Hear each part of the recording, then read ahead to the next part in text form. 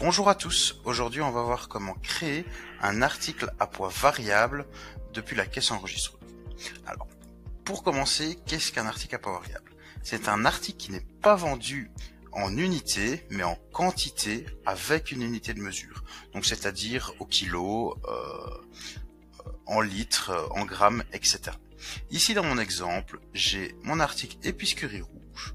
Quand je clique dessus, du coup ça ne sélectionne pas directement une unité qui se pointe, mais avant que le pointage s'effectue, je dois indiquer la quantité. Ici j'ai mis 0,5, mon unité de mesure est en kilos, donc j'ai mis un demi-kilo, avant que ça se pointe et que ce soit disponible sur mon ticket.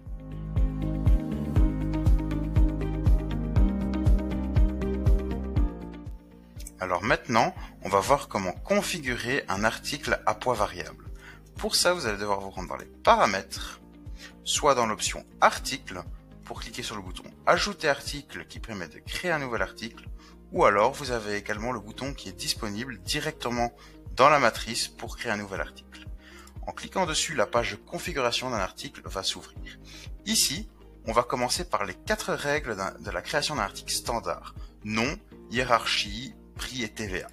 Donc dans mon exemple, on va créer une épice paprika. Hop, épice paprika.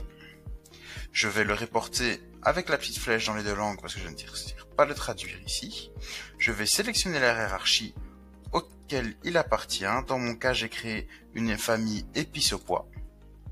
Je vais indiquer un prix. Alors pour le prix, si je crée ici dans mon exemple une unité de mesure au kilo, ce sera de base pour 1 kilo le prix. Donc je vais indiquer 15 €. Donc si je vends 1 kilo de paprika, ce sera 15 € le kilo. Ici, je vais indiquer une TVA. Pour une épice, c'est 6% et c'est de la vente commerciale retail, donc c'est du 6%. Un peu plus bas, vous avez une fiche pour la configuration d'un article à poids. Donc le premier champ le plus important qui définit que votre article est à poids, il faut le cocher, c'est quantité variable.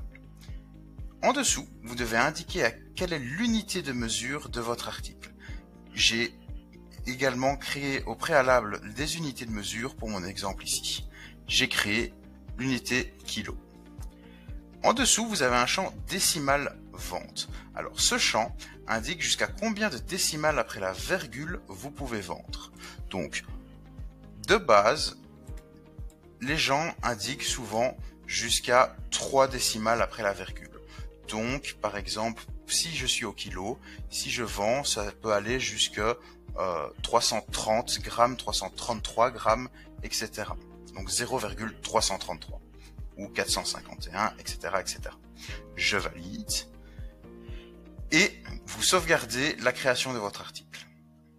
Maintenant que mon article est créé, je vais créer un bouton pour celui-ci. Je vais aller chercher mon article paprika qui se trouve ici et je vais créer un bouton pour lui. Je sauvegarde et désormais j'ai mon article épices paprika au poids à 15 €. L'unité de mesure étant le kilo, c'est 15 € le kilo.